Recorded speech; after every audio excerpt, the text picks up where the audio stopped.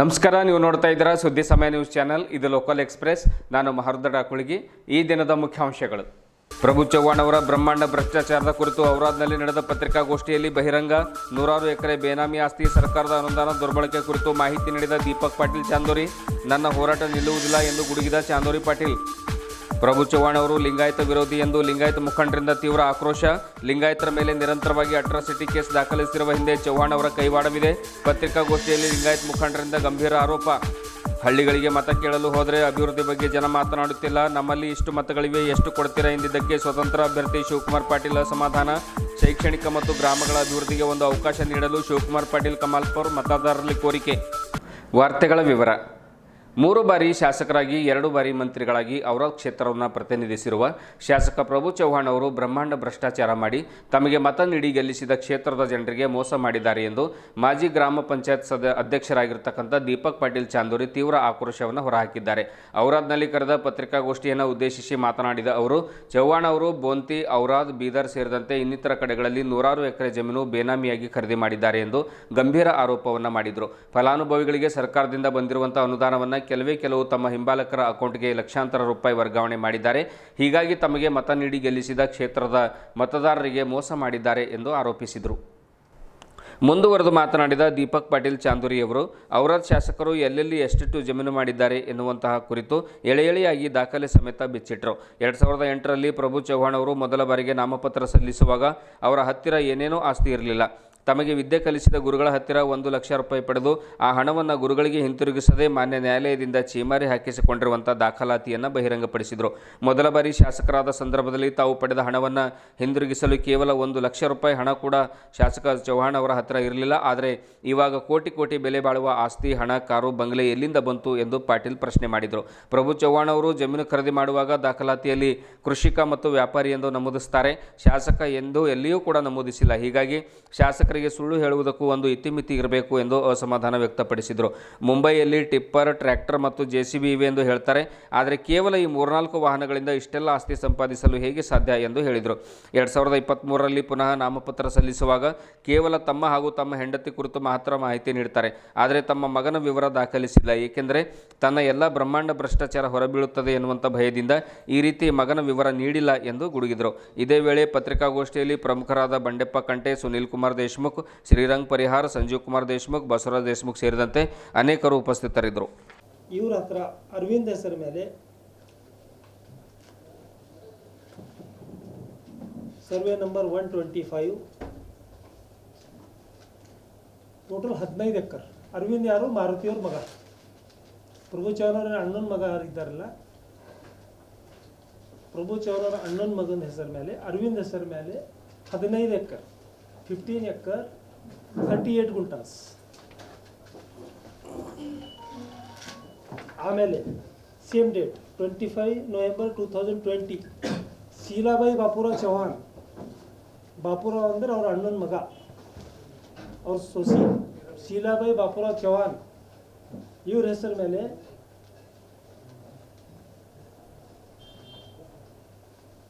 15 acre 38 guntas.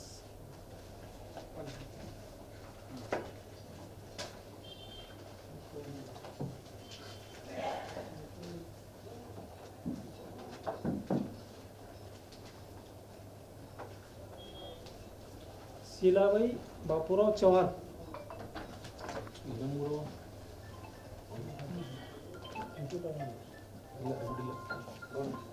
ಆಮೇಲೆ ಕವಿತಾ ಸಂತೋಷ್ ಚವ್ಹಾಣ್, ಮಾರುತಿಯವ್ರ ಮಗ,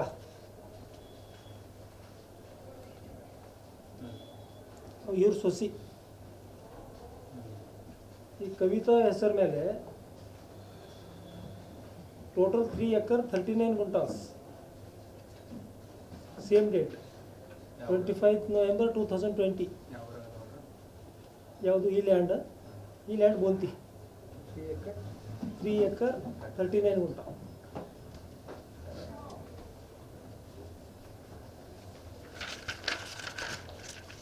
ಆಮೇಲೆ Dilip Maruti Chavan, same date 25 November 2020.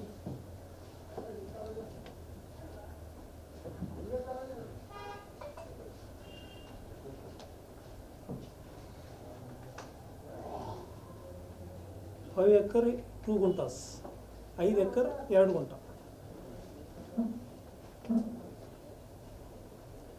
ನಾ ಕೇಳೋದು ಏನಂದರೆ, ಇದು ಹೇಳೋದು ನಿಮಗೆ ಅಂದರೆ, ಮಾರುತಿ ಚವಾನ್ ಹತ್ರ ಇರೋದು ಬರೀ 3 ಎಕರ್ 16 ಗುಂಟ,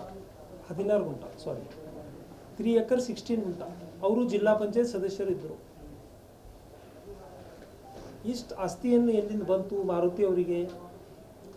ಮತ್ತು ಆಮೇಲೆ ದಿಲೀಪ್ ಚವಾನ್ ಹೆಸರ ಮೇಲೆ ಹೊಳಸಂಬರ್ ಹತ್ರ ಒಂದು ಪೆಟ್ರೋಲ್ ಪಂಪ್ ಆಗಿದೆ. ಇಲ್ಲಿ ಸುಮಾರು ಒಂದು ಪೆಟ್ರೋಲ್ ಪಂಪ್ ಆಗಬೇಕಂದ್ರೆ 2 ಕೋಟಿ ರೂಪಾಯಿ ಬೇಕು. ಲ್ಯಾಂಡ್ ಪರ್ಚೇಸ್ ಮಾಡಿ, ಕಂಪನಿ ಡೆಪಾಸಿಟ್ ಮಾಡಿ ಒಂದು ಪಂಪ್ ಮಾಡಬೇಕಂದ್ರೆ 2 ಕೋಟಿ ರೂಪಾಯಿ ಬೇಕು. ಅವು 2 ಕೋಟಿ ಬಿಟ್ಟು ಹೊರತಾಗಿ ಇಷ್ಟು ಆಸ್ತಿ ಮಾಡಿದ್ದಾರೆ. ಈ ಆಸ್ತಿಗೆ ಮೂಲ ಆದಾಯ ಎಲ್ಲಿಂದ ಬಂತು?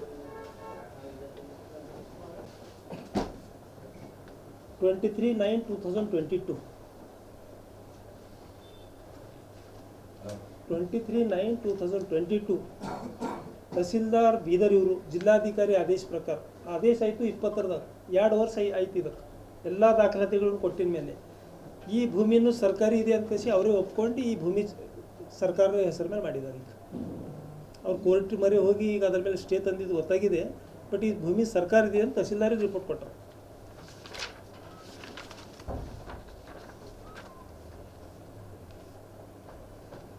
ತಾವು ನೋಡ್ಬೋದು ಇಲ್ಲಿ, ಇದರಲ್ಲಿದೆ 102 3 ಎಕರ್ 19 ಗುಂಟಾಸ್, ಪ್ರಭು ಚವಾನ್ 3 ಎಕರ್ 19 ಗುಂಟಾಸ್. ಕೆಳಗಡೆ ನೋಡ್ಬೋದು 102 3 ಎಕರ್ 19 ಗುಂಟಾಸ್. ಈಗ ಮುಂದೆ ಪ್ರಭು ಭಾಮ್ಲಾ ಚವಾನ್, ಇಲ್ಲಿ 0 ಅಂತಿದೆ. ಅಂದರೆ ಪಾನಿದಲ್ಲಿಂದ ತೆಗೆದಾಕಿದ್ದಾರೆ ವಿಸ್ತೀರ್ಣ. ಯಾಕಂದರೆ ಸರ್ಕಾರಿ ಭೂಮಿ ಇದೆ ಅಂತ ಕಸಿ ಎಲ್ಲ ದಾಖಲಾತಿಗಳನ್ನು ಪರಿಶೀಲನೆ ಮಾಡಿದ್ದಾರೆ.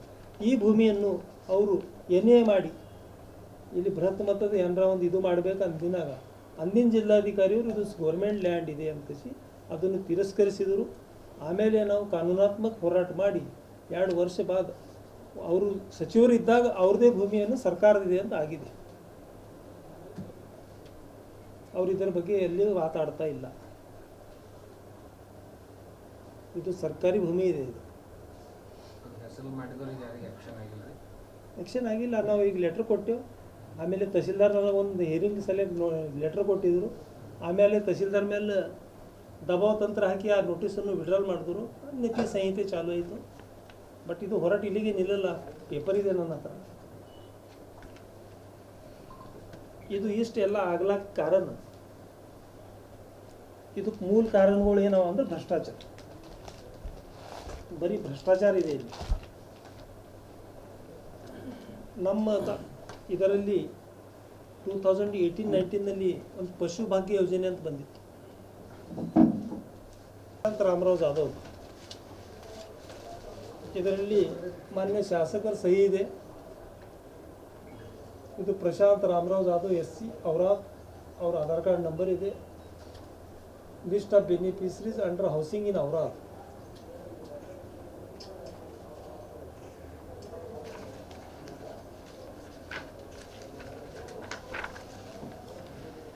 ಆಮೇಲೆ ಸಚಿನ್ ರಾಠೋಡ್ ಅವ್ರ ಮಿಸೆಸ್ ಏನಾರ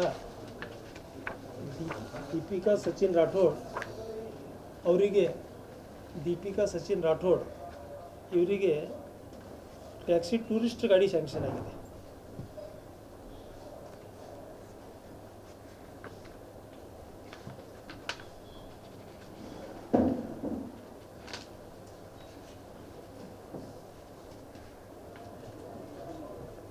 ಆಮೇಲೆ ಸುಪ್ರಿಯಾ ರಾಮರಾವ್ ಜಾಧವ್, ಈ ಪ್ರಶಾಂತ್ ಅವ್ರ ತಂಗಿ, ಅವ್ರ ವಿಲೇಜ್ ಹಸಿಕೆರೆ ಅಂತ ತೋರಿಸಿದ್ದಾರೆ. ಅವ್ರಿಗೆ ಸುಪ್ರಿಯಾ ರಾಮರಾವ್ ಜಾಧವ್ 200 ಮಂದಿಗೆ ನೀತಿ ಸಂಹಿತೆ ಚಾಲು ಇದ್ದಿನ ಮ್ಯಾಲ ಮೊನ್ನೆ 8 ದಿನ ಒಳಗಡೆ 200 ಮಂದಿಗೆ ಇದು ಚೆಕ್ ಕೊಡಲಾಗಿದೆ.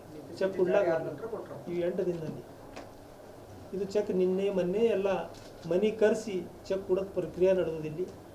ಈ ಚೆಕ್ಕನ್ನು ಬ್ಯಾಂಕಿಗೆ ಅವ್ರ ಖಾತೆಗೆ ಹಾಕಿ ಅವರ ಖಾತೆದಿಂದ ಚೆಕ್ ಕಲೆಕ್ಷನ್ ಮಾಡ್ಕೊಂಡು ವಿಡ್ರಾಲ್ ಮಾಡ್ಲತ್ತಾರ.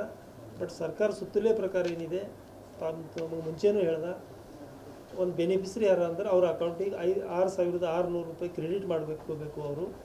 ಅದನ್ನು ಜೆರಾಕ್ಸ್ ಮಾಡಿ ಆ ಪಾಸ್ಬುಕ್ಕನ್ನು ಅವರು ಲ್ಯಾಂಡ್ ಇಲ್ಲಿ ಕೋಲಾರ ಹತ್ರ ಏನು ಭೂಮಿ ಇದೆ 102, ಅಲ್ಲಿ ಮಿನಿ ವಿಧಾನಸಭಾ ಮಾಡಬೇಕು ಅಂತ ಒಂದು ಸರ್ತಿ ಇದಾಗಿತ್ತು. ಇಲ್ಲಿ ಸ್ಪಾಟ್ ಸ್ಥಳ ಪರಿಶೀಲನೆ ಆಯಿತು, ಎಲ್ಲ ಆಯಿತು. ಆಮೇಲೆ ಪರ ವಿರೋಧ ಆಗಿದಾಗ ಇದು ಲ್ಯಾಂಡೇ ಅವ್ರದ್ದು ಗೌರ್ಮೆಂಟ್ ಲ್ಯಾಂಡ್ ಅಂತ ಸರ್ಕಾರಿ ಆದೇಶ ಮಾಡಿದಿಲ್ಲ, ತಹಸೀಲ್ದಾರ್ ಮಾಡಿದ್ದಾರೆ ಅಂತ. ಅದೇ ಲ್ಯಾಂಡ್ ಇದೆ ಇದು. ಕೋಲಾರದು 102 ಏನು ಭೂಮಿ ಸರ್ವೆ ನಂಬರ್ ಇದೆ, ಆ ಭೂಮಿಯನ್ನು ಸರ್ಕಾರಿ ಅಂತ ಆಗಿದೆ. ಅವ್ರಿಗೆ ಆಮೇಲೆ ನ್ಯಾಯಾಲಯಕ್ಕೆ ಹೋಗಿದ್ದಾರೆ, ಅದು ವಿಷಯ ನೆಕ್ಸ್ಟ್ ಇದೆ. ಬಟ್ ಮುಂಚೆ ತಾವು ಸರ್ಕಾರಿ ಭೂಮಿ ಖರೀದಿ ಹೇಗೆ ಮಾಡಿದ್ದೀರಿ? ಅದು ಯಾರು ಕೊಟ್ಟರು, ಯಾರು ಮಾಡಿದ್ರು? ಸರ್ಕಾರಿ ಭೂಮಿ 3 ಬಾರಿ ಔರಾದ್ ಕ್ಷೇತ್ರವನ್ನು ಪ್ರತಿನಿಧಿಸಿರುವಂತಹ ಶಾಸಕ ಪ್ರಭು ಚವ್ಹಾಣ್ ಅವರು ನಿರಂತರವಾಗಿ ಲಿಂಗಾಯತರ ಮೇಲೆ ಅನ್ಯಾಯ ಮಾಡಿದ್ದಾರೆ. ತಮಗೆ ಪ್ರಶ್ನೆ ಮಾಡಿದವರ ವಿರುದ್ಧ ಅಟ್ರಾಸಿಟಿ ಕೇಸ್ ದಾಖಲಿಸಿ ತಮ್ಮ ಅಧಿಕಾರವನ್ನು ದುರ್ಬಳಕೆ ಮಾಡಿಕೊಂಡಿದ್ದಾರೆ ಎಂದು ಔರಾದ್ ತಾಲೂಕಿನ ಲಿಂಗಾಯತ ಮುಖಂಡರು ತಮ್ಮ ಆಕ್ರೋಶವನ್ನು ಹೊರಹಾಕಿದ್ದಾರೆ. ಪಟ್ಟಣದಲ್ಲಿ ಕರೆದ ಪತ್ರಿಕಾಗೋಷ್ಠಿಯಲ್ಲಿ ಸಂಗಮೇಶ್ ದ್ಯಾಡೆ ಚವ್ಹಾಣ್ ಅವರ ವಿರುದ್ಧ ತಮ್ಮ ಅಸಮಾಧಾನ ವ್ಯಕ್ತಪಡಿಸಿದ್ದಾರೆ. ಈ ಕುರಿತು ಲಿಂಗಾಯತ ಮುಖಂಡರಾದ ಸಂಗಮೇಶ್ ದ್ಯಾಡೆ ಅವರು ಮಾತನಾಡಿ, ಲಿಂಗಾಯತ ಯುವಕರಾದ ಸೋಮನಾಥ್ ಸ್ವಾಮಿ ಮುಧೋಳ್ಕರ್, ಅನಿಲ್ ನಿರ್ಮಳೆ ವಿರುದ್ಧ ಅಟ್ರಾಸಿಟಿ ಕೇಸ್ ದಾಖಲಿಸಲು ಚವ್ಹಾಣ್ ಅವರು ಕಾರಣೀಭೂತರಾಗಿದ್ದಾರೆ ಎಂದು ಆರೋಪ ಮಾಡಿದರು. ಚವ್ಹಾಣ್ ಅವರ ದುರಾಡಳಿತ ಕುರಿತು ಪ್ರಶ್ನೆ ಮಾಡಿದ್ದಕ್ಕೆ ಶರಣಪ್ಪ ಪಾಟೀಲ್ ವಿರುದ್ಧ ರೌಡಿ ಶೀಟರ್ ಓಪನ್ ಮಾಡಿಸಿದ್ದಾರೆ. ಇಂತಹ ಅನೇಕ ಉದಾಹರಣೆಗಳಿವೆ. ನಿರಂತರವಾಗಿ ತಾಲೂಕಿನಲ್ಲಿ ಲಿಂಗಾಯತರ ಮೇಲೆ ಗದಾಪ್ರಹಾರ ನಡೆಯುತ್ತಿದೆ ಎಂದು ಹೇಳಿದರು. ಔರಾದ್ ಪಟ್ಟಣದಲ್ಲಿ ಲಿಂಗಾಯತ್ ಮುಖಂಡರಾದ ಬಸವರಾಜ್ ದೇಶಮುಖ್ ಹಾಗೂ ವೀರಶೈವ ಮಹಾಸಭೆಯ ತಾಲೂಕಾ ಅಧ್ಯಕ್ಷರಾದ ಬಸವರಾಜ್ ದೇಶಮುಖ್, ಸೋಮನಾಥ್ ಸ್ವಾಮಿ ಮುಧೋಳ್ಕರ್, ಶರಣಪ್ಪ ಪಾಟೀಲ್ ಹಾಗೂ ಸಂಗಮೇಶ್ ದ್ಯಾಡೆಯವರು ಕರೆದ ಪತ್ರಿಕಾಗೋಷ್ಠಿಯನ್ನು ಉದ್ದೇಶಿಸಿ ಸಾಮೂಹಿಕ ಮಾತನಾಡಿರುವಂತಹ ಮುಖಂಡರು, ಚವ್ಹಾಣ್ ಅವರು ಮಾತೆತ್ತಿದ್ರೆ ಲಿಂಗಾಯತರಿಗೆ ಸಹಾಯ ಮಾಡಿದ್ದೇನೆ ಎಂದು ಹೇಳ್ತಾರೆ. ಆದರೆ ಅವರು ನಿಜವಾಗಿಯೂ ಕೂಡ ಲಿಂಗಾಯತ ವಿರೋಧಿಗಳಾಗಿದ್ದಾರೆ. ಯಾವ ಸಮಾಜದ ವರ್ಗಕ್ಕೂ ಸಹಾಯ ಮಾಡಿಲ್ಲ, ಮತದಾರರ ಹೆಸರಿನಲ್ಲಿ ಲೂಟಿ ಮಾಡಿದ್ದಾರೆ ಎಂದು ತಿಳಿಸಿದರು. ತಮ್ಮ ಲಂಬಾಣಿ ಸಮಾಜಕ್ಕೂ ಏನೂ ಮಾಡದ ಚವ್ಹಾಣ್ ಅವರು ಅವರ ಹೆಸರಿನಲ್ಲಿ ತಮ್ಮ ಅಭಿವೃದ್ಧಿಯನ್ನು ಮಾಡಿಕೊಂಡಿದ್ದಾರೆ ಎಂದು ಆರೋಪ ಮಾಡಿದರು. ತಮ್ಮ ಮಾತಿನ ಮೇಲೆ ಹಿಡಿತ ಕಳೆದುಕೊಂಡಿರುವಂತಹ ಅವರು ಧೋತ್ಯ ಟಕ್ಲ ಬುಡ್ಡೆ ಎಂದು ಕರೆಯುತ್ತಾರೆ. ತಮ್ಮ ವಿರುದ್ಧ ಮಾತನಾಡಿದರೆ ಅಟ್ರಾಸಿಟಿ ಮತ್ತು ರೌಡಿ ಶೀಟರ್ ಕೇಸ್ ದಾಖಲಿಸಿ ಬಾಯಿ ಮುಚ್ಚಿಸುವಂಥ ಕಾರ್ಯ ಮಾಡ್ತಾರೆ ಎಂದು ಆರೋಪ ಮಾಡಿದರು. ಆದರೆ ಇವರ ಗುಡ್ಡು ಬೆದರಿಕೆಗೆ ನಾವು ಹೆದರುವುದಿಲ್ಲ. ಈ ಬಾರಿ ಚುನಾವಣೆಯಲ್ಲಿ ಅವರಿಗೆ ತಕ್ಕ ಪಾಠ ಕಲಿಸ್ತೇವೆ. ಲಿಂಗಾಯತರು ಯಾರೂ ಕೂಡ ಅವರಿಗೆ ಮತ ಹಾಕಬಾರದು ಎಂದು ತಮ್ಮ ಆಕ್ರೋಶವನ್ನು ಸಾಮೂಹಿಕವಾಗಿ ಹೊರಹಾಕಿದರು. ಬಂದಿರತಕ್ಕಂಥ ಎಲ್ಲ ಪತ್ರಕರ್ತರಿಗೆ ಸ್ವಾಗತ. ಇವತ್ತು ಎಲ್ಲ ನಮ್ಮ ಲಿಂಗಾಯತ ಸಮಾಜದ ಎಲ್ಲ ಮುಖಂಡರು ಇವತ್ತು ಪತ್ರಿಕಾಗೋಷ್ಠಿ ಕರೆಯೋದು ಮುಖ್ಯ ಉದ್ದೇಶ ಏನೆಂದರೆ, ಕಳೆದ ಹಲವು ವರ್ಷಗಳಿಂದ ತಾಲೂಕಿನಲ್ಲಿ ತಮಗೆಲ್ಲ ಗೊತ್ತಿರುವ ಹಾಗೆ ಲಿಂಗಾಯತರ ಹಗ್ಗ ಜಗ್ಗಾಟ ನಡೀತಾ ಇದೆ. ನಾವು ಅವ್ರಿಗೆ ಬೆಂಬಲ, ನಾವು ಇವ್ರಿಗೆ ಬೆಂಬಲ ಅಂತ ಹೇಳಿ ಲಿಂಗಾಯತರ ಹಗ್ಗ ಜಗ್ಗಾಟ ನಡೀತಾ ಇದೆ. ಇಂಥ ಈ ಕ್ಷಣದಲ್ಲಿ ಒಬ್ಬ ಜವಾಬ್ದಾರಿಯುತ ಲಿಂಗಾಯತನಾಗಿ ಏನೇನು ಮಾಡಬೇಕು ಮತ್ತು ನಮ್ಮ ಲಿಂಗಾಯತ ಸಮಾಜದ ವಿರುದ್ಧ ಏನೇನು ಅನ್ಯಾಯ ಆಗ್ತಿದೆ ಅಂತ ತಿಳಿಸೋಕ್ಕೆ ಪತ್ರಿಕಾಗೋಷ್ಠಿ ಕರೆದಿದ್ದೀವಿ. ಮೊಟ್ಟ ಮೊದಲನೇದಾಗಿ ಮುಧೋಳ್ ಗ್ರಾಮದ ನಿವಾಸಿ ಕನ್ನಡಪರ ಹೋರಾಟಗಾರರು, ಜಂಗಮ್ ಸಮಾಜದ ನಾಯಕರು ಶ್ರೀಯುತ ಸೋಮನಾಥ್ ಮುಧೋಳ್ ಅಣ್ಣನವ್ರ ಮೇಲೆ SC/ST ಆ್ಯಕ್ಟ್ನಲ್ಲಿ ಅಟ್ರಾಸಿಟಿ ಆಗಿದೆ. ತಾವು FIR ಕಾಪಿ ನೋಡ್ಬೋದು. ಇವತ್ತೇನು ತಾಲೂಕಿನಾದ್ಯಂತ ಹರಿದಾಡ್ತಾ ಇದೆ, ಅವ್ರಿಗೆದ್ರೆ ಅಟ್ರಾಸಿಟಿ, ಇವ್ರಿಗೆದ್ರೆ ಅಟ್ರಾಸಿಟಿ ಅಂತ ಹೇಳಿ. ಖುದ್ದು ಇವಾಗ ಆಲ್ರೆಡಿ ಅಟ್ರಾಸಿಟಿ ಚಾಲ್ತಿಯಲ್ಲಿದೆ. ಇದಕ್ಕೆ FIR ಕಾಪಿ ಒಂದು ನಿದರ್ಶನ.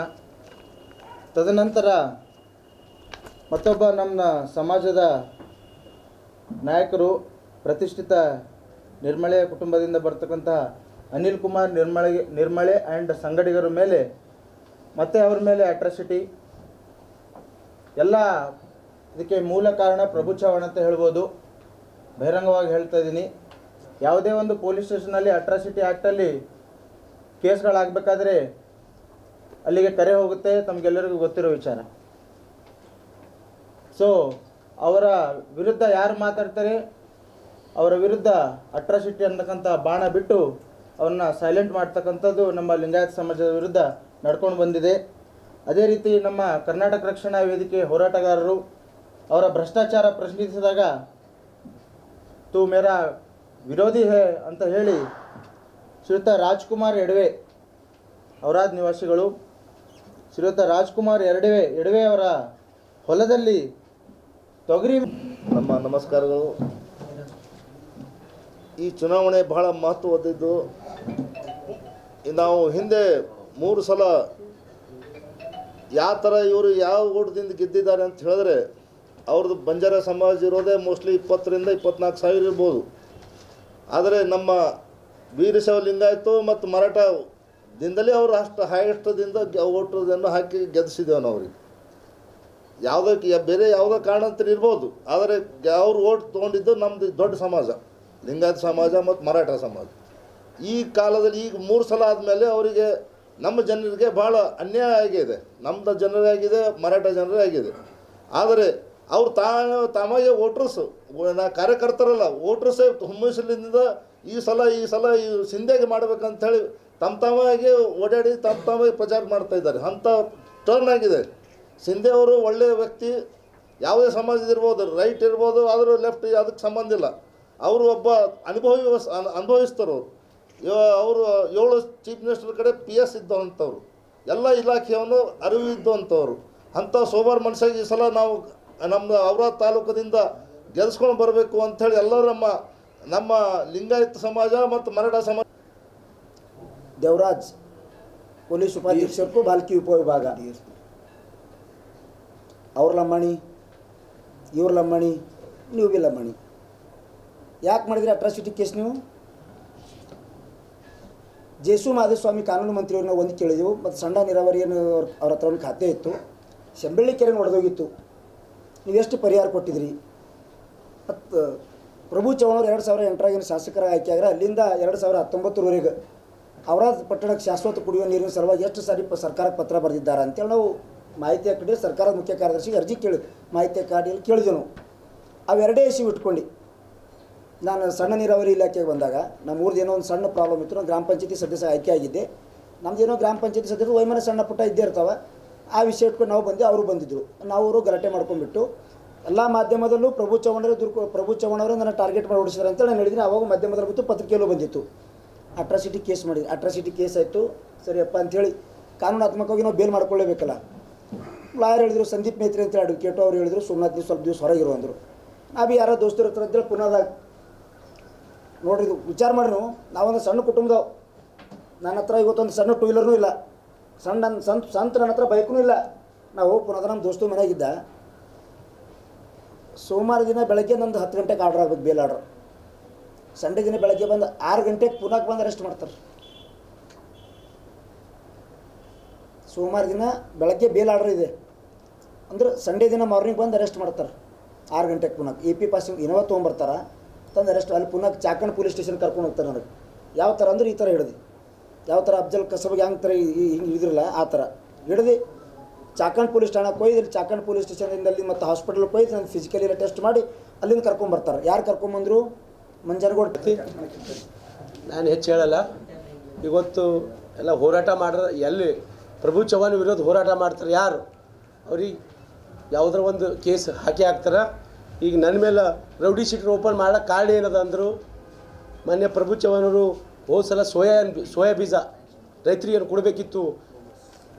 ಎರಡು ಲಾರಿ ಸೋಯಾ ಬೀಜ ಒಂದು ಬೋಂತಿ ತಾಂಡಕ್ಕೆ ಹೋಯ್ದಾರ, ಒಂದು ಮಹಾರಾಷ್ಟ್ರದಾಗ ಹಣೆಗಾವ್ದಾಗ ಮಾರ್ಯಾರ. ಅದು ರೆಡ್ ಹ್ಯಾಂಡ್ ನಾವು ಆಗ ಹಿಡಿದಿದ್ದೆವು, ವಿತ್ ವಿಡಿಯೋ ಕೇಸ್ ಆಯ್ತು. ಅದು ಒಂದು ಹಿಡಿದಿನ ತಕ್ಷಣ ಆಫೀಸರಿಗೆ ನಾವು ಹೋಗಿ ಕೆಟ್ಟಾಗಿ ಯಾಕಪ್ಪ ಹಿಂಗೆ ಮಾಡಿದೆ ಅಂತೇಳಿ ಕೇಳಿಗೋಸ್ಕರ ಅವ್ರಿಗೆ ಅಂದರು, ನಾ ಏನು ಮಾಡಲಿ, ನಮ್ಮ ಮೊನ್ನೆ ಪ್ರಭು ಚವ್ಹಾಣ್ ಸಾಹೇಬರು ನಮ್ಮ ಮ್ಯಾಗಿಂದ ಆದೇಶ ಇತ್ತು, ಅವ್ರು ನಮಗೆ ಒತ್ತಾಯಪೂರ್ವಕವಾಗಿ ನಂಗೆ ತಾಂಡ ಕಳಿಸ್ಕೊಡು, ಅದು ಯಾರಿದ್ರು ಭೀ ಅದು ಯಾರಿಗೆ ಕೊಡಬೇಡ ಅಂತ ಸುಮಾರು 10 ದಿವಸ ಹಿಡಿದು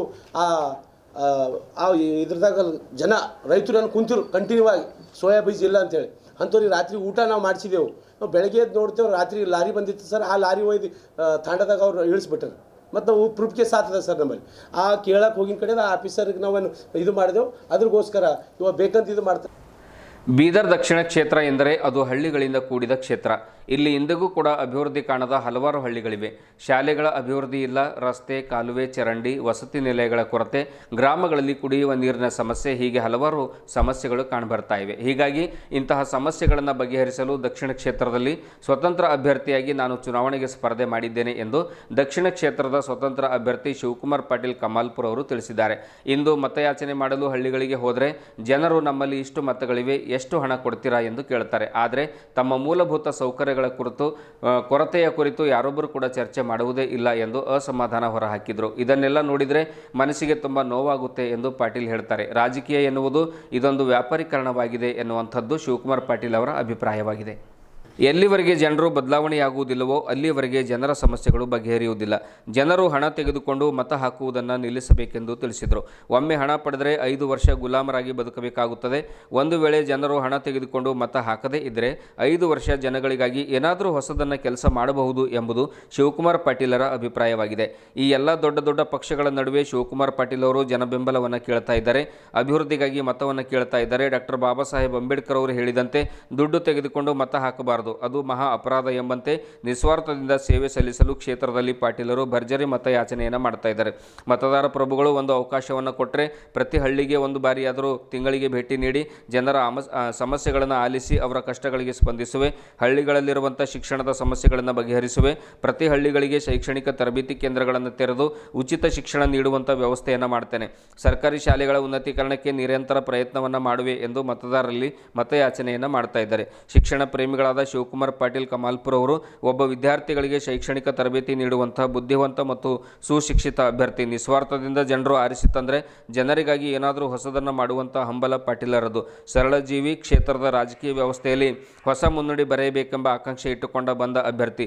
ಹೀಗಾಗಿ ತನಗೆ ಒಂದು ಅವಕಾಶವನ್ನು ಕೊಟ್ಟರೆ ಜನ ಕೊಡ್ತಾರೆ ಎನ್ನುವಂಥ ಆಶಾಭಾವನೆ ತನ್ನಲ್ಲಿದೆ ಎಂದು ಶಿವಕುಮಾರ್ ಪಾಟೀಲ್ ಅವರು ತಿಳಿಸಿದರು. ಕರೆಕ್ಟಾಗಿ ಪ್ಲಾನಿಂಗ್ ಮಾಡೋಂಗಿಲ್ಲ, ನಾವು ಯಾವ ಬದಲಾವಣೆಯೂ ತರಕಾಗಿಲ್ಲ. ನಾನು ಇವತ್ತು ಎಲೆಕ್ಷನ್ ನಿಂತ್ಕೊಂಡಿದ್ದೀನಿ ಅಂದರೆ ನನ್ನ ಫಸ್ಟ್ ಉದ್ದೇಶ ಈ ಒಂದು ಶಿಕ್ಷಣದ ವ್ಯವಸ್ಥೆ ಬದಲಾವಣೆ ಆಗಬೇಕು. ಯಾಕೆಂದರೆ 10-15 ಹಳ್ಳಿ ಮಂದಿ ಮಕ್ಕಳು ನನ್ನ ಹತ್ರ ಕೋಚಿಂಗ್ ಬರ್ತಾರೆ. ನಾನು ನೋಡ್ತೀನಿ, ಟ್ಯೂಷನ್ ತಗೋತೀನಿ ಮಕ್ಕಳಿಗೆ. ನಾನು ಎಷ್ಟು ಮಕ್ಕಳಿಗೆ, ಸೈನಿಕರ ಮಕ್ಕಳಿಗೆ, ಅಂಗವಿಕಲ ಮಕ್ಕಳಿಗೆ ಫ್ರೀ ಕಲಿಸ್ತೀನಿ, ನಾನು ದುಡ್ಡು ತಗೊಳ್ಳಂಗಿಲ್ಲ. ನಾನು ಒಂದೇ ಹಳ್ಳಿಲ್ಲ, ಪ್ರತಿ ಹಳ್ಳಿ ಒಳಗಡೆ ಎಜುಕೇಷನ್ ಬೆಳೆಸೋದನ್ನು ಆಸೆ ನನಗಿದೆ. ಆದರೆ ನನ್ನ ಹತ್ರ ಅಷ್ಟೊಂದು ಯಾವುದೇ ರೀತಿ ಹಣದ ವ್ಯವಸ್ಥೆ ಇಲ್ಲ ಅಂತ ಪ್ರಾಬ್ಲಮ್ಸ್ ಇದೆ. ಆ್ಯಂಡ್ ಯಾವುದೇ ಪಾವರ್ಗಳಿಲ್ಲ. ಪಾವರ್ ಯಾರ ಹತ್ರ ಇದೆ ಅವ್ರು ಏನೂ ಮಾಡ್ತಿಲ್ಲ. ನನ್ನ ಆಸೆ ಒಂದು ವೇಳೆ ಬೈ ಮಿಸ್ಟೇಕ್ ನನಗೇನೋ ಒಂದು ಜನ ಅವಕಾಶ ಕೊಟ್ಟರೆ ನಾನು ಫಸ್ಟು ಸ್ಟಾರ್ಟ್ ಮಾಡೋದು ಎಜುಕೇಷನಿಂದನೇ. ನಿಮ್ಮ ಮಕ್ಕಳು ಶಿಕ್ಷಣದಿಂದ ನಾನು ಶುರುವಾತ್ ಮಾಡ್ತೀನಿ. ಜನಗಳಿಗೆ ಅಲ್ಟಿಮೇಟ್ಲಿ ಒಂದೇ ಮಾತು ಹೇಳಿ, ಡೈರೆಕ್ಟ್ ಮತಗಂತ ದುಡ್ಡು ತೊಗೊಂಡು ಮಾತಾಡಬೇಡಿ. ನೀವು 5 ವರ್ಷ ಗುಲಾಮಗಿರಿ ಯಾಕೆ ಮಾಡ್ತೀರಾ? ನಾಳೆ ನಾವು ದುಡ್ಡು ಕೊಟ್ಟು ನಿಮ್ಗೆ ಯಾಕೆ ಕೆಲಸ ಮಾಡ್ಕೊಡ್ಬೇಕು? ನೀವು ಈ ಮಾತನ್ನು ಅರ್ಥ ಮಾಡ್ಕೋಬೇಕು. ಜನರಿಗೆ ಮಾತ್ರ ಅರ್ಥ ಮಾಡ್ಕೊಂಡಿಲ್ಲ, ಬರೀ ದುಡ್ಡು ಕೇಳ್ತೀರಾ, ಎಲ್ಲಿ ತನಕ ಅರ್ಥ? ಮತ್ತೆ ಇನ್ನು 5 ವರ್ಷ ಹೀಗೆ ಬದುಕ್ತೀರಾ? ನಾಳೆ 5 ವರ್ಷ ಏನ್ ಮಾಡ್ತೀರಾ ಕೂತ್ಕೊಂಡು? ಇವತ್ತು ಮುಂದೆ ಎಲೆಕ್ಷನ್ 10 ತಾರೀಕು ಮುಂದೆ ಬಿಡುತ್ತೆ, 11 ತಾರೀಕಿಗೆ ರೋಡ್ ನಿಮ್ಗೆ ಯಾರು ಸಿಗಂಗಿಲ್ಲ. ನಿಮ್ಮ ಮನೇಲಿ ನೀವು, ಅವ್ರ ಮನೇಲಿ ಅವ್ರ ಮುಂದೆ ಕತೆ. 5 ವರ್ಷ ನಂತರ ಮತ್ತೆ ಸಿಗ್ತೀರಾ? ಏನ್ ಮಾಡ್ತೀರಾ? ನಾನ್ ಗೆದ್ರೆ ಇವತ್ತು ಓಪನ್ ಆಗಿ ಹೇಳ್ತೀನಿ, ಪ್ರತಿ ತಿಂಗಳು ಒಂದ್ಸಲ ನೀವು ಹಳ್ಳಿ ಬಂದು ಭೇಟಿ ಕೊಡ್ತೀನಿ. ಪ್ರತಿ ತಿಂಗಳು ಯಾರು ಕೊಡಂಗಿಲ್ಲ, ಯಾರು ಸ್ಟೇಟ್ಮೆಂಟ್ ಕೊಡಂಗಿಲ್ಲ. ನಿಮ್ಮನ್ನ ಅಭಿವೃದ್ಧಿ ಬೇಕು ಅಂದ್ರೆ ನನ್ನ ಜೊತೆ ಜಾಯ್ನ್ ಆಗಿ. ಇಲ್ಲ ಸರ್ ನಮ್ಗೆ ಇಷ್ಟ ಇದೆ, ಹಾಗೆ ಇರಬೇಕು, ಇದು ಒಳ್ಳೆ ಚೆನ್ನಾಗಿ ಸಿಸ್ಟಮ್, ಅದೇ ತರ ವರ್ಷಕ್ಕೆ 2 ವರ್ಷ ಬಂದು ಯಾವುದೋ ಒಬ್ರು ಬರಬೇಕು, ನೋಡ್ಬೇಕು, ಹೋಗ್ಬೇಕು, ಅಷ್ಟೇ ಅದೇ ಚೆನ್ನಾಗಿರುತ್ತೆ ಅಂದ್ರೆ ಪರವಾಗಿಲ್ಲ. ನೀವು ಯಾರೇ ಬೇಕಾದ್ರೆ ಮಾತಾಡಿ. ಆದರೆ ನೀವು ನನಗೆ ಅವಕಾಶ ಕೊಟ್ಟರೆ ನಾನು ಅಭಿವೃದ್ಧಿ ಮಾಡಿಕೊಡ್ತೀನಿ. ನಿನ್ನ ನಾಡಿನ ನನಗೆ ಕೇಳ್ಬೋದು. ಯಾಕೆಂದ್ರೆ ಪ್ರತಿಯೊಂದು ಕ್ಯಾಂಡಿಡೇಟ್ ನಾನು ಎಷ್ಟು ಜನ ನೋಡಿದ್ದೀನಿ. ಸರ್ ನಾನು ಎಲೆಕ್ಷನ್ ನಿಂತ್ಕೊಂಡಿನಿ ಅಂದ್ರೆ ನಿಮ್ಮ ಹತ್ರ ಎಷ್ಟು ಕೋಟಿ ದುಡ್ಡಿದೆ, ಎಷ್ಟು ಖರ್ಚು ಮಾಡ್ತಿದ್ದೀರಾ, ಇದೇ ಕ್ವಶನ್ ಕೇಳ್ತಾರೆ. ನಿಮ್ಗೆ ಏನು ಪ್ಲಾನಿಂಗ್ಸ್ ಹೇಗೆ ಮಾಡ್ತಿದ್ರೆ ಅಂತ ಯಾರು ಕೇಳಂಗಿಲ್ಲ ಸರ್. ದುಡ್ಡಿದ್ರೆ ನಾನು ಎಲೆಕ್ಷನ್ ನಿಂತ್ಕೋಬೇಕಾ? ದುಡ್ಡಿದ್ರೆ ನಾನು ಬದಲಾವಣೆ ತರ್ತೇನೆ. ದುಡ್ಡಿಂದ ಯಾವುದೇ ಪರಿವರ್ತನೆ ಬರಂಗಿಲ್ಲ ಸರ್. ನಾನು ತುಂಬ ಜನ ಹೇಳಿ ಮಾತನ್ನ, ದುಡ್ಡಿಂದ ಏನು ಬದಲಾವಣೆ ಆಗೋಕ್ಕಾಗಲ್ಲ ಸರ್. ಜನಗಳೇ ಅರ್ಥ ಮಾಡ್ಬೋದು, ದುಡ್ಡಿಂದ ಪರಿವರ್ತನೆ ಆಗಿಲ್ಲ. ಸೊ ಒಳ್ಳೆ ಕ್ಯಾಂಡಿಡೇಟ್ನ ಆಯ್ಕೆ ಮಾಡಬೇಕು. ನಾನಿಂದಲ್ಲ, ನಿಮ್ಗೆ ಯಾರೇ ಅನ್ನಿಸ್ತಾರೆ ಒಳ್ಳೆಯವ್ರನ್ನ ಅವ್ರಿಗೆ ಓಟ್ ಹಾಕ್ಬೋದು, ಹಾಗೇನಿಲ್ಲ. ಹಿಂದೂ ಧರ್ಮದ ಉಳಿವಿಗಾಗಿ ಭಗವಧ್ವಜ ಕ್ಷೇತ್ರದಲ್ಲಿ ಹಾರಾಡಿಸಲು ಈಶ್ವರ್ ಸಿಂಗ್ ಠಾಕೂರ್ ಅವರಿಗೆ ಗೆಲ್ಲಿಸಿ ಎಂದು ಬಿಜೆಪಿ ಸ್ಟಾರ್ ಪ್ರಚಾರಕರಾದ ತೆಲಂಗಾಣದ ಶಾಸಕರಾದ ರಾಜಾ ಸಿಂಗ್ ಹೇಳಿದರು. ಬೀದರ್ ಉತ್ತರ ಕ್ಷೇತ್ರದ ಭಾರತೀಯ ಜನತಾ ಪಕ್ಷದ ಅಭ್ಯರ್ಥಿ ಈಶ್ವರ್ ಸಿಂಗ್ ಠಾಕೂರ್ ಅವರ ಪರವಾಗಿ ನಗರದ ಸಾಯಿ ಶಾಲೆ ಆವರಣದಲ್ಲಿ ಮಾತನಾಡಿದರು. ಈಶ್ವರ್ ಸಿಂಗ್ ಅವರು ಹೊಂದಾಣಿಕೆ ರಾಜಕಾರಣ ಮಾಡುವವರಲ್ಲ. 35 ವರ್ಷಗಳಿಂದ ಧರ್ಮ ಮತ್ತು ಸಮಾಜಕ್ಕಾಗಿ ತಮ್ಮ ಜೀವನ ಮುಡುಪಾಗಿಟ್ಟಿದ್ದಾರೆ. ಇಂಥವರನ್ನ ವಿಧಾನಸೌಧಕ್ಕೆ ಕಳುಹಿಸಿದರೆ ಹಿಂದೂ ಧರ್ಮದ ಪರವಾಗಿ ಧ್ವನಿ ಎತ್ತಲು ಸಾಧ್ಯವಾಗುತ್ತದೆ. ದೇಶದ ಉಳಿವಿಗಾಗಿ ಮತ್ತು ಧರ್ಮದ ಉಳಿವಿಗಾಗಿ ಇವರನ್ನು ಆರಿಸಿ ತನ್ನಿ ಎಂದು ಮನವಿ ಮಾಡಿಕೊಂಡರು. ತಮ್ಮ ಭಾಷಣದುದ್ದಕ್ಕೂ ಕಾಂಗ್ರೆಸ್ ವಿರುದ್ಧ ವಾಗ್ದಾಳಿ ನಡೆಸಿದ ಅವರು ಬೀದರ್ ಉತ್ತರ ಕ್ಷೇತ್ರದ ಕಾಂಗ್ರೆಸ್ ಮತ್ತು ಜೆಡಿಎಸ್ ಅಭ್ಯರ್ಥಿಗಳ ವಿರುದ್ಧ ಗುಡುಗಿದರು. ಇದೇ ವೇಳೆ ಅಭ್ಯರ್ಥಿ ಈಶ್ವರ್ ಸಿಂಗ್ ಠಾಕೂರ್ ತಮಗೆ ಆರಿಸಿ ತರುವಂತೆ ಮನವಿ ಮಾಡಿಕೊಂಡರು. आज यहाँ पर सिर्फ दो पार्टी में चुनाव लड़ रहे हैं. दो पार्टी मैदान में है, तीसरी का कोई अता पता नहीं है. कांग्रेस और बीजेपी की लड़ाई है यहाँ पर. जनता दल तो सिर्फ वोट काटने के लिए खड़ी हुई है. जनता दल पार्टी के जो सूर्यकांत जी जो कैंडिडेट है, मैं आज उनसे कुछ सवाल पूछना चाहता हूं. क्या आपको भारतीय जनता पार्टी ने पहली बार मौका क्या नहीं दिया? दिया या नहीं दिया? क्या दूसरी बार मौका दिया या नहीं दिया? अरे एक बार तो टिकट लेकर घर गए तो वो टिकट लेने से इनकार करके वो भाग गए वो। लेकिन आपने 2 बार भारतीय जनता पार्टी के झंडे के नीचे आपने चुनाव लड़ा, आपने तब नहीं जीता तो अब क्या आप जीतोगे? अब क्या आप जीतोगे? ये सिर्फ बीजेपी को हराने का एक षड्यंत्र है। जनता दल और एमआईएम ओवैसी में कोई अंतर नहीं है। वो भी सेक्युलर और ये भी सेक्युलर, इन दोनों में कोई अंतर नहीं है। और कांग्रेस के जो विधायक, कौन है यहाँ का विधायक? कौन है? अरे ये तो हमारे मठ को भी इन्होंने कब्जा कर लिया। हमारे मठ को कब्जा करके उनका कुछ बना लिया उन्होंने। नाम नहीं ले सकता हूं, इलेक्शन कोड है, ना तो फिर बिदर के चक्कर काटना पड़ेगा मुझे। लेकिन मैं आपको कहना चाहूंगा कि ईश्वर भैया आप सबके सहयोग से बिदर विधानसभा में विधायक बनेंगे और पहला बुलडोजर लेकर उस पर चढ़ेंगे। जो रहीम खान ने जो हमारे मठ को कब्जा करके जो मदरसा बनाया है, उस पर बुलडोजर चढ़ाने का काम हमारे ईश्वर भैया करेंगे। ये ईश्वर भैया है, कॉम्प्रोमाइज करने वाले व्यक्ति नहीं है मेरे भाइयों। ये भी हमारे जैसे फाइटर है।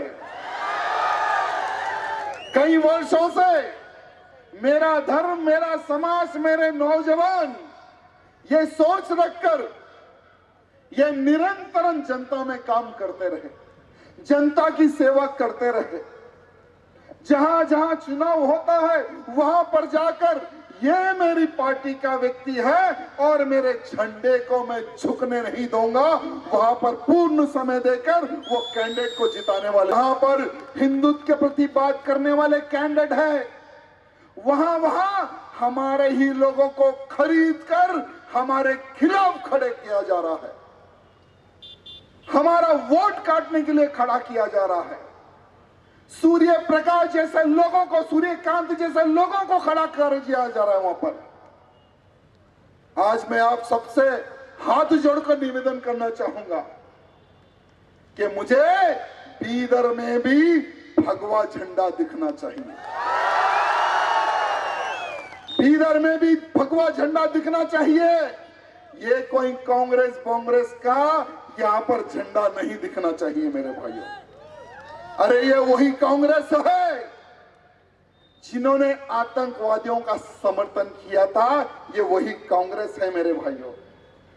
आज इनका मैनिफेस्टो निकलता है, उस पे ये लोग क्या लिखते हैं कि अगर कर्नाटक में कांग्रेस की सरकार आएगी तो जो गौ हत्या पर जो प्रतिबंध बीजेपी ने लगाया है उसको हम हटा देंगे। कितनी शर्म की बात है। यह सोचने समझने की आवश्यकता है। बीदर के हिंदुओं को, गौ सेवकों को, गौ रक्षकों को सोचने की आज आवश्यकता है। और यह कांग्रेस मैनिफेस्टो में लिखती है कि धर्मांतरण पर जो बीजेपी ने जो कानून पारित किया है उसको भी हम हटा देंगे। यानी विदेशों का पैसा हमारे भारत में आता है, कर्नाटक में आता है, बीदर में आता है, पैसा देकर हिंदुओं का धर्मांतरण किया जाता है। हजारों लाखों की संख्या में कर्नाटक में हिंदुओं का धर्मांतरण हुआ। ये सब चीज देखकर कर्नाटक में भारतीय जनता पार्टी ने उस पर एक बिल पास किया, कानून पास किया। क्या ये गलत है या सही है? मैं बीदर के नौजवानों को पूछना चाहता हूं। दल की बत्ती गुल करोगे ना? जनता दल की बत्ती गुल करोगे ना? जिसने बीजेपी को धोखा दिया उसको बीदर से भगाओगे ना? भगाओगे ना? अब रह गई रहीम खान की बारी।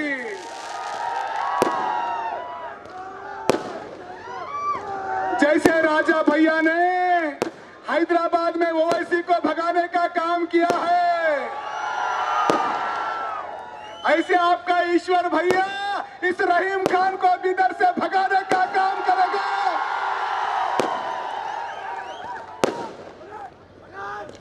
भैया हमने तो हिंदुओं का काम किया है, लव जिहाद के खिलाफ में हमने लड़ाई की है, हमने मंदिरों की लड़ाई की है। भैया हम 3-3 बार हिंदू समाज के लिए लाठी के मार खाए, पुलिस के बूट खाए, जेल गए, लेकिन अपने मंदिरों की लड़ाई हमने नहीं छोड़ी, हमने मंदिरों की लड़ाई नहीं छोड़ी।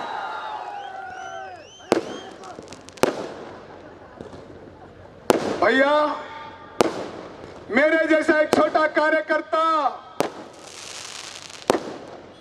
जिसने अपने 35 साल अपने हिंदू समाज के लिए बिताए, 35 साल हमने कोई भी अपेक्षा नहीं की।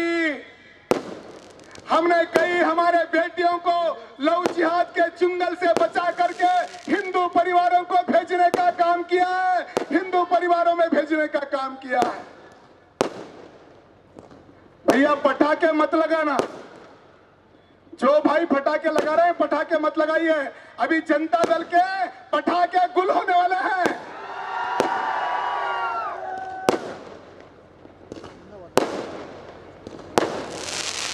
भैया 35 साल बड़ी लड़ाई होती है।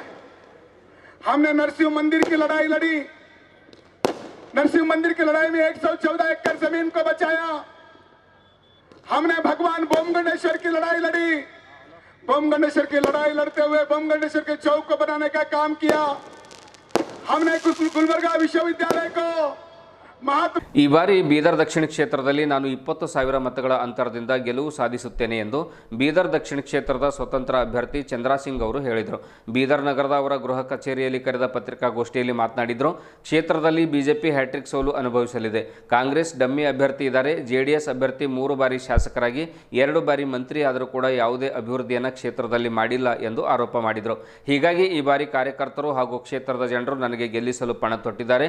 ನನ್ನ ಗೆಲುವು ಶತಸಿದ್ಧ. ಸುಮಾರು 20,000 ಮತಗಳ ಅಂತರದಿಂದ ಗೆಲುವು ಸಾಧಿಸುತ್ತೇನೆ ಎಂದು ಚಂದ್ರಸಿಂಗ್ ಅವರು ಹೇಳಿದರು. ಇದೇ ವೇಳೆ ಪ್ರಮುಖರಾದ ಯೂಸುಫ್ ಅಲಿ ಜಮಾದಾರ್, ವಿಜಯ್ ಕುಮಾರ್, ದಶರಥ್, ಶಿವರಾಜ್ ಬಿರಾದರ್ ಮತ್ತು ಯೂಸುಫ್ ಖಾದ್ರಿ ಸೇರಿದಂತೆ ಇನ್ನಿತರ ಮುಖಂಡರು ಹಾಜರಿದ್ದರು. रिस्पांस तो इतना अच्छा है कि हमको तो 100% उन लोग जिताते बोल के पूरा श्योरिटी है, क्योंकि आज का हिसाब में हम 25,000 अंतर से हम जीत रहे आज का हिसाब से, क्योंकि पूरे समाज के लोग हमारे को सपोर्ट दिया, क्योंकि मेरे को अन्याय हुआ, सब लोग यही बात कर रहे हैं, क्योंकि हमारे को कांग्रेस पार्टी ने टिकट डिनाई करने के बाद पूरे कार्यकर्ता हमारे साथ हैं। आज इतना सपोर्ट मिल रहा है कि उनके पास एक कार्यकर्ता नहीं रहता, पूरे पैसे दे के कार्यकर्ताओं को ऑफर दे रहे, ऐसा चल रहा है अशोक खिनी का, क्योंकि उनका हाथ में नहीं हो रहा है, इतना किए तो भी उनको हमारा कार्यकर्ता खरीद नहीं सकते आज का हिसाब में। और बीजेपी ने, आपको सबको पता है, बीजेपी तो वो तो भ्रष्ट सरकार है, आप लोग कोई भी वोट डालने तो तैयार नहीं है बीजेपी हमारा बीदर से में तो, और उन्हें तो शैलेंद्र बिल्ला 2 बार आ रहा है, 3वां बार तो 100% हैट्रिक तो मारता है, वो हैट्रिक मार के 3rd टाइम पे हारता है, वो हुआ है। अब जेडीएस तो सबको पता है, जेडीएस तो कुछ भी काम नहीं किया, 3 साल एमएलए बने, 3 बार एमएलए बनने के बाद भी उन कुछ काम नहीं किया, और मिनिस्टर 2 बार मिनिस्टर बने, 2 मिनिस्टर बने तो एटलीस्ट थोड़ा तो कुछ तो डेवलपमेंट कर सकते थे विदेशों में। गलियाँ में गए, रास्ते करेक्ट से सीसी रोड्स नहीं है, वो जेजीएम का रोड करे सो वैसा कटिंग करके वैसा ही छोड़ दिए, और चरंडिया तो वैसा है, बहुत कुछ डेवलपमेंट हो रहा है। इनको कुछ भी 3 बार एमएलए बन के भी कुछ भी डेवलपमेंट नहीं हुआ, पानी के लिए लोग तरस रहे, जैसे का इसमें हम पूरा देखने के बाद इतना डेवलपमेंट कैसा है, 3 बार एमएलए बनने के बाद भी डेवलपमेंट नहीं किया होने का मेरे को अच्छा हुआ।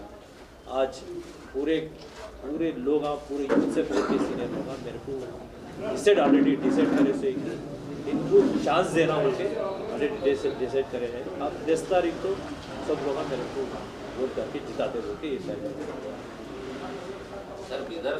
ನಿಮ್ಮ ಕ್ಷೇತ್ರದ ಅಭಿವೃದ್ಧಿಗಾಗಿ, ನೆಮ್ಮದಿಗಾಗಿ, ದೇಶದ ಸಂಸ್ಕೃತಿ ಉಳಿವಿಗಾಗಿ, ದೇಶದ ಸಮಗ್ರ ವಿಕಾಸಕ್ಕಾಗಿ, ಸಂತೋಷಕ್ಕಾಗಿ, ಸಹೋದರತ್ವಕ್ಕಾಗಿ ಭಾರತೀಯ ಜನತಾ ಪಕ್ಷದ ಅಭ್ಯರ್ಥಿಗಳಿಗೆ ಪ್ರಚಂಡ ಬಹುಮತದಿಂದ ಆರಿಸಿ ತರಬೇಕೆಂದು ಕೇಂದ್ರ ನವೀಕರಿಸಬಹುದಾದ ಇಂಧನಗಳ ಮೂಲ, ರಾಸಾಯನಿಕ ಮತ್ತು ರಸಗೊಬ್ಬರ ಖಾತೆ ಸಚಿವರಾದ ಭಗವಂತ್ ಖೂಬಾ ಅವರು ಹೇಳಿದರು. ನಗರದ ಬಿಜೆಪಿ ಕಚೇರಿಯಲ್ಲಿ ಕರೆದ ಪತ್ರಿಕಾಗೋಷ್ಠಿಯನ್ನು ಉದ್ದೇಶಿಸಿ ಅವರು ಮಾತನಾಡಿದರು. ವಿಧಾನ ಪರಿಷತ್ ಸದಸ್ಯರು ಹಾಗೂ ಮಾಜಿ ವಿಧಾನ ಪರಿಷತ್ ಸ್ಪೀಕರ್ ರಘುನಾಥರಾವ್ ಮಲ್ಕಾಪುರಿ ಅವರು ಮಾತನಾಡಿ, ಕಲ್ಯಾಣ ಕರ್ನಾಟಕ ಭಾಗದಲ್ಲಿ ಒಟ್ಟು 41 ಸೀಟ್ಗಳಲ್ಲಿ 23 ಸೀಟ್ಗಳಲ್ಲಿ ನಾವು ಖಂಡಿತವಾಗಲೂ ಕೂಡ ಗೆಲ್ತೇವೆ. ಈ ಬಾರಿ ಜಿಲ್ಲೆಯಲ್ಲಿ 6 ಕ್ಷೇತ್ರಗಳಲ್ಲಿ ಬಿಜೆಪಿ ಗೆಲುವಾಗಲಿದೆ ಎಂದು ಭರವಸೆ ವ್ಯಕ್ತಪಡಿಸಿದರು.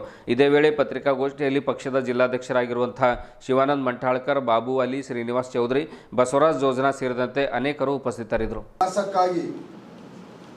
ನಿಮ್ಮ ಕ್ಷೇತ್ರದ ಅಭಿವೃದ್ಧಿಗಾಗಿ, ನಿಮ್ಮ ನೆಮ್ಮದಿಗಾಗಿ, ನಿಮ್ಮ ಸಂತೋಷಕ್ಕಾಗಿ, ನಿಮ್ಮ ಸೌಹಾರ್ದತೆಗಾಗಿ ಹೀಗೆ ಭಾರತೀಯ ಜನತಾ ಪಕ್ಷದ ಅಭ್ಯರ್ಥಿಗಳಿಗೆ ಪ್ರಚಂಡ ಬಹುಮತದಿಂದ ಆಶೀರ್ವಾದ ಮಾಡಿ ಕರ್ನಾಟಕದಲ್ಲಿ ಭಾರತೀಯ ಜನತಾ ಪಕ್ಷ ಆಡಳಿತಕ್ಕೆ ತರಬೇಕನ್ನುವಂಥದ್ದನ್ನು ನಿಮ್ಮೆಲ್ಲರಿಗೆ ಹೃದಯ ತುಂಬ ವಿನಂತಿಯನ್ನು ಮಾಡಿ ಬೇಡಿಕೊಳ್ಳುತ್ತೇನೆ.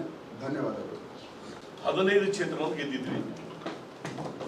ಈ ಬಾರಿ 23 ಕ್ಷೇತ್ರಗಳನ್ನು ಕಲ್ಯಾಣ ಕರ್ನಾಟಕದ ಭಾಗದಲ್ಲಿ ಗೆಲ್ತೀವಿ ಅನ್ನೋಂಥ ಅಚಲ ವಿಶ್ವಾಸ ನನಗಿದೆ. ತಮ್ಮೆಲ್ಲರಿಗೂ ಗೊತ್ತಿದ್ದಂಗೆ ಹಿಂದೆ ಬೀದರ್ ಜಿಲ್ಲೆಯಲ್ಲಿ ಕೂಡ ನಾವು 6ರಲ್ಲಿ 5 ಕ್ಷೇತ್ರವನ್ನು ಗೆದ್ದಿದ್ವಿ. ಅದು ತಮ್ಮೆಲ್ಲರಿಗೂ ನೆನಪಿದೆ ಅಂತ ನಾನು ಭಾವಿಸಿದ್ದೀನಿ. ನಿನ್ನೆ ಸಂಜೆಯವರೆಗೆ ನಮ್ಮ ಕಾರ್ಯಕರ್ತರ ಪರಿಶ್ರಮ,